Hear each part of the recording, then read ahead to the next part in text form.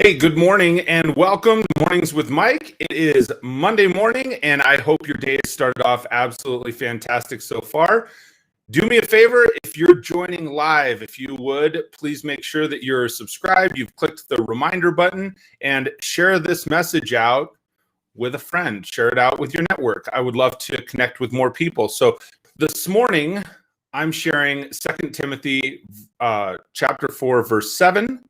2 Timothy chapter 4, verse 7. So we're going to dive right into this early this morning. As you know, I spend about 10 minutes each morning. I share from, or each Monday morning, I share from the New Living Translation version of Every Man's Bible. And I'm going to give you my perspective on where it's speaking to me.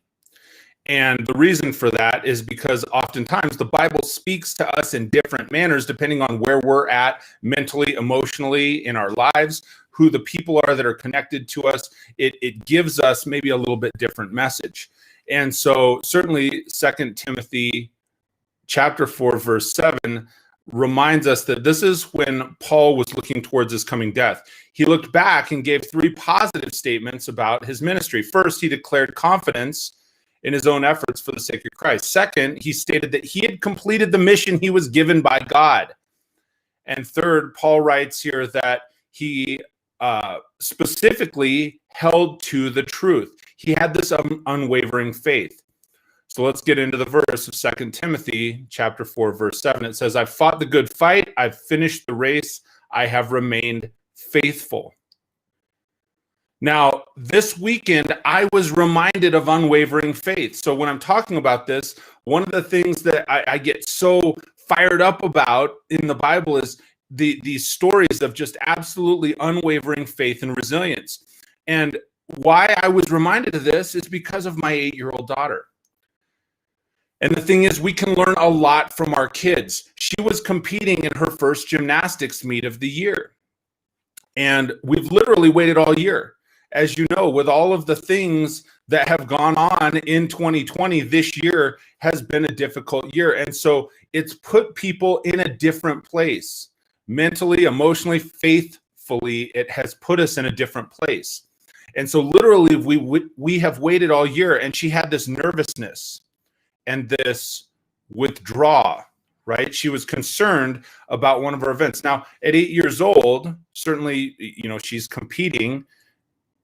It can be nerve-wracking, right? You're competing against other people, and anyone who's played sports, anyone who's been involved in athletics, it's like, man, here we go. And it does take some faith. It takes some faith in our own abilities that God put into us that things are going to be okay. And so she had this nervousness of not knowing what might happen. Well, interestingly, her mom and I, we reminded her, we said, you're prepared for this. You've worked for this. You've done all of the things that are necessary to get to this point. Just do your best and we'll be proud. And the reason I thought of this verse is I thought to myself, man, God is giving us that same coaching. He's telling us, you've worked for this. You've done your best, right? You've fought the good fight. And no matter what, he reminds us he'll be proud. You just have to do your best and finish strong. And it's like a switch. We're so often reminded of faith in our kids because they don't have all of this other influence. They have the influence of their parents' encouragement, just like we have the influence of our father's encouragement.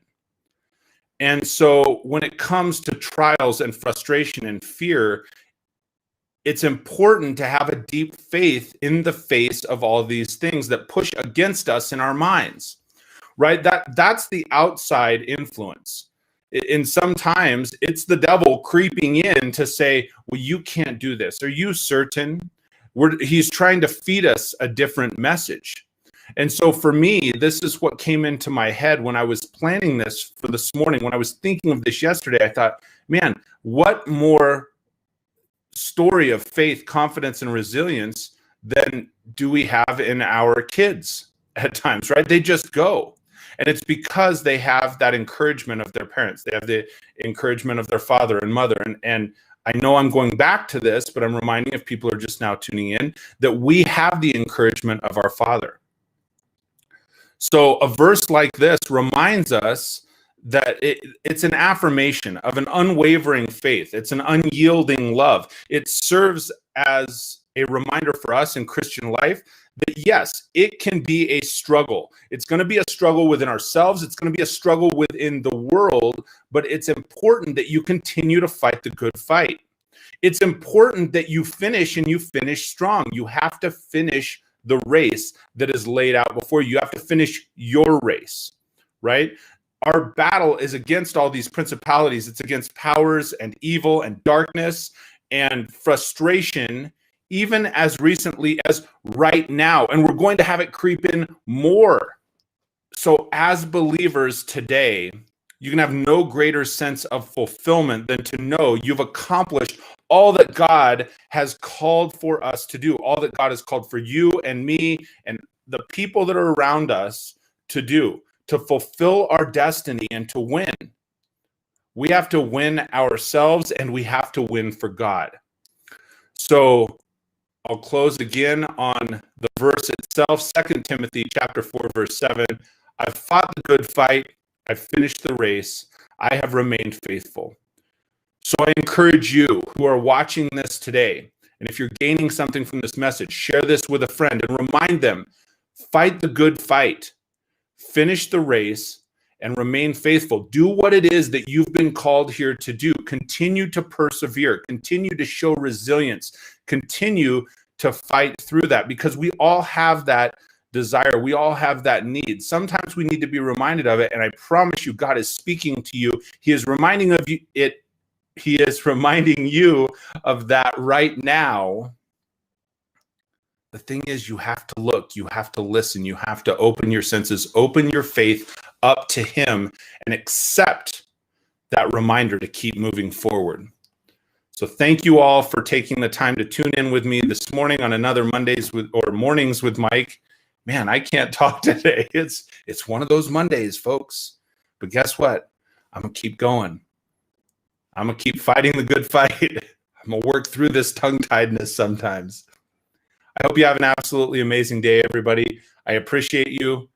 Again, if you tuned in live, that's fantastic. If you're tuning in afterwards, hit the hashtag replay.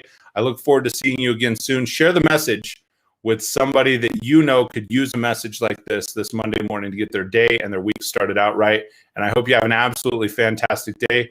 God bless you all, and we'll see you again really soon.